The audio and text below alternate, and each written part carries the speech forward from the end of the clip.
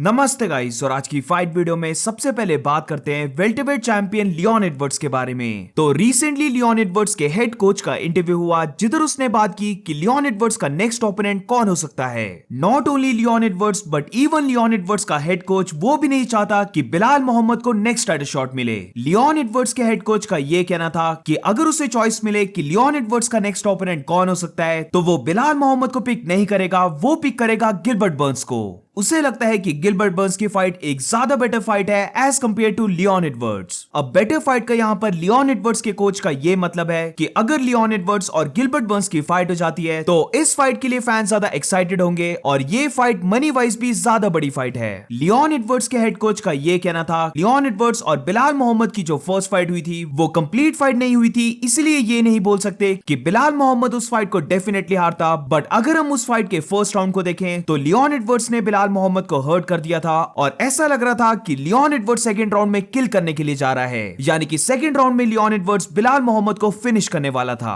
Is Bilal next in your opinion, or do you want him to go in a different direction?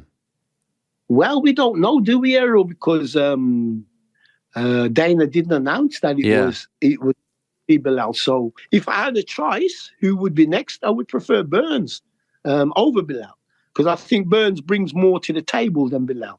But but if I had a choice overall, I would like Burns, but we'll take whoever they throw at us here. तो अब बिलाल मोहम्मद ने भी इस चीज का reply दिया है, जिधर उसने ये कहा कि अब उसे पता लगा कि लियोन एडवर्ड्स अपनी डकिंग टेक्निक कहां से सीखता है। ऑल्सो इसके साथ बिलाल मोहम्मद ने ये भी कहा कि लियोन एडवर्ड्स की ओपिनियन मैटर नहीं करती, उसके हेड कोच की ओपिनियन भी मैटर नहीं करती, सिर्फ एक ही पर्सन की ओपिनियन मैटर करती है और वो है डाना व्हाइट। और डाना व्हाइट ने उसे वर्ड दिया है कि उसकी नेक्स्ट फाइट होगी टाइटल के लिए, वही होने वाला है लियोन एडवर्ड्स का नेक्स्ट ओपोनेंट। और द फैक्ट कि लियोन एडवर्ड्स और उसकी टीम फियर को शो कर रही है, ये चीज उसे और भी ज्यादा कॉन्फिडेंस देता है। अब इसी के साथ लियोन एडवर्ड्स का एक और अपडेट निकल के आया है, जिधर लियोन एडवर्ड्स के हेड कोच ने एक और चीज को रिवील किया कि उनकी टीम को सुनने में आया कि यूएफसी चाहती है कि लियोन एडवर्ड्स यूएफसी 300 के लिए रेडी रहे, क्योंकि मे बी उनको उसकी जरूरत पड़ जाए। आज की नेक्स्ट 5 वीडियो में बात करते हैं डाना व्हाइट ने क्या कहा यूएफसी 300 के बारे में। तो इट्स लुकिंग लाइक हमें इसी साल यूएफसी 300 में जो फाइटर्स फाइट करने वाले हैं उनमें से कुछ फाइटर्स के नाम पता लग जाएंगे, क्योंकि रिसेंटली डाना व्हाइट ने रिवील किया कि वो काफी जल्दी यूएफसी 300 में जो फाइटर्स फाइट करेंगे उनके नाम लेने वाला है। वो सारे फाइटर्स को तो नहीं अनाउंस करेगा, बट वो कुछ फाइटर्स जो यूएफसी 300 में फाइट करेंगे उनके नाम लेने वाला है। I will be announcing We'll be announcing the 300 card soon, very soon. Not the whole card, some of it. But yeah, so get ready for that too. आज की नेक्स्ट 5 वीडियो में बात करते हैं light heavyweight champion Alex Pereira ने क्या कहा Israel अदसानिया के बारे में। तो एलेक्स परेरा का यह कहना है कि उसने इजराइल अदसानिया को कमबैक करने का चांस दिया, बट इजराइल अदसानिया की तरफ से कोई भी रिप्लाई नहीं आया और इसीलिए वो अब इजराइल अदसानिया की फाइट से मूव ऑन कर रहा है। विन के बाद उसने इजराइल अदसानिया को कॉल आउट किया, क्योंकि वो अदसानिया को चांस देना चाहता था, बट इजराइल अदसानिया ने उसे जरा भी रिस्पेक्ट को शो नहीं किया और उसके कॉल आउट को रिएक्ट करते हुए इजराइल अदसानिया हंस रहा था और वो उसका मजाक उड़ा रहा था। वो रियली डाउट करता है कि इजराइल अदसानिया उसके साथ अब कभी भी फाइट करेगा, क्योंकि अदसानिया ने उसको एक बार डिफीट कर दिया और उसकी यही ड्रीम थी कि वो उसके अगेंस्ट जीत जाए। अब क्योंकि अदसानिया उसके अगेंस्ट एक बार जीत चुका है, तो वो काफी डाउट करता है कि अदसानिया उसके साथ फिर से फाइट करेगा, क्योंकि अगर उन दोनों की फिर से फाइट हो जाती है तो उस फाइट में कुछ भी हो सकता है। अदसानिया उस फाइट को हार सकता है और इसीलिए वो डाउट करता है कि अदसानिया उसके अगेंस्ट एक और फाइट करने के लिए मोटिवेटेड भी है। अब इसके बाद एलेक्स परेरा से यह पूछा गया कि क्या वो कभी हेवीवेट डिवीजन में फाइट करेगा,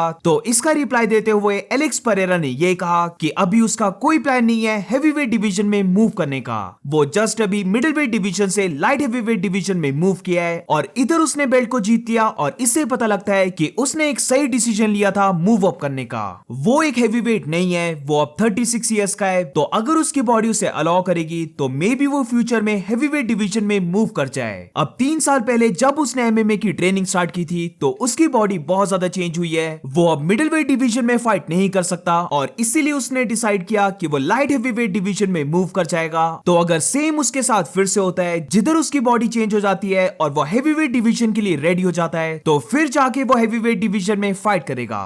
आज की नेक्स्ट 5 वीडियो में बात करते हैं कोबी कविंटन का क्या कहना था उसके लॉस अगेंस्ट लियोन एडवर्ड्स के बारे में। तो ये सच में बहुत फनी और स्टूपिड है, क्योंकि कोबी कविंटन मानता है कि वो इस फाइट को इसलिए हारा क्योंकि वो सपोर्ट करता है ट्रंप को। अब ये जो न्यूज रिपोर्टर है, ये पता नहीं कौन है, उसने खुद ही एक्सेप्ट किया कि उसने फाइट को नहीं देखा, बट उसके बाद उसका ये कहना था कि अगर ऑन पेपर देखें तो कोबी कविंटन के स्टैट्स ज्यादा हैं लियोन एडवर्ड्स से। इसका रिप्लाई देते हुए कोबी कविंटन ने ये कहा कि उसे लगा कि वो फाइट को जीत गया और दी ओनली रीजन वो विनर नहीं था वो इसलिए क्योंकि वो करता है ट्रंप को support. I don't think so ऐसा कोई भी है जो लियोन एडवर्ड्स और कोबी कविंटन की फाइट को देखने के बाद ये बोलेगा कि कोबी कविंटन उस फाइट को जीत गया। कोबी कविंटन ने स्टार्टिंग के राउंड्स में कुछ भी नहीं किया है और जो उसका सबसे डोमिनेटिंग राउंड था, जिधर क्लियरली बोल सकते हैं कि कोबी कविंटन जीता, वो सिर्फ एक था और वो था round 5।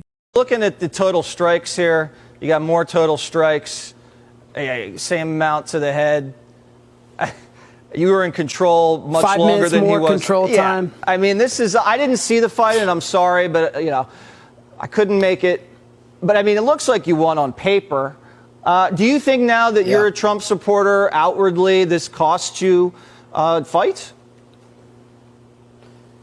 I do believe that. I think they stacked the deck against us because they don't want we the people to have control of this country again, and that's what Trump stands for. He stands for democracy. He stands for freedom. So they're going to do everything they can to keep us down. From shadow banning us online, even if we're saying the truth. They're not going to let us. They're going to make us censored, not let the people see that. If it's in a judging position in a fight or any type of athletic sporting event, they're going to stack the deck against us. So it's a sad time in our country, but we the people, we need to rise up, and we can't let this keep us down. But चलो अगर stats की बात आ गई है तो fight के stats को ही देख लेते हैं, जिधर हम देख सकते हैं सिग्निफिकेंट स्ट्राइक्स होगी, हेड स्ट्राइक्स होगी, बॉडी स्ट्राइक्स होगी, लेग स्ट्राइक्स होगी, सब जगह पर हम देख सकते हैं कि लियोन एडवर्ड्स आगे है। टेक डाउन्स दोनों के इक्वल हैं और अगर सबमिशंस की बात करें तो यहाँ पर लियोन एडवर्ड्स के 2 सबमिशंस हैं, वेयरएज कोबी कविंटन का एक भी सबमिशन नहीं है। अब कोबी कविंटन यहाँ पर बात कर रहा था कि उसने टोटल स्ट्राइक्स को ज्यादा थ्रो किया है और उसका कंट्रोल टाइम ज्यादा है। तो एक चीज मैं क्लियर कर देना चाहता हूँ कि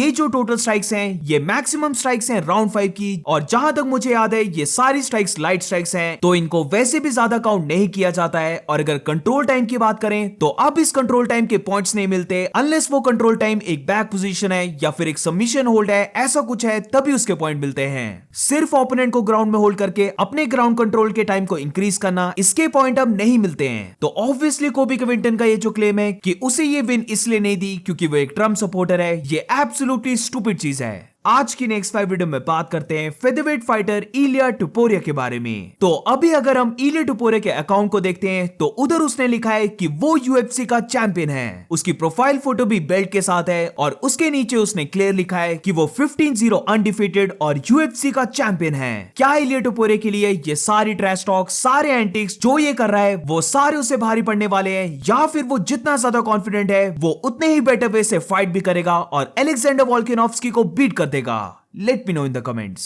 इसी के साथ ये रही इलिया टुपोरिया की स्पारिंग वीडियो, जिधर हम देख सकते हैं कि इलिया टुपोरिया बिग पंचेस को थ्रो कर रहा है और उसने अपने स्पारिंग पार्टनर को बॉडी शॉट से ड्रॉप भी कर दिया।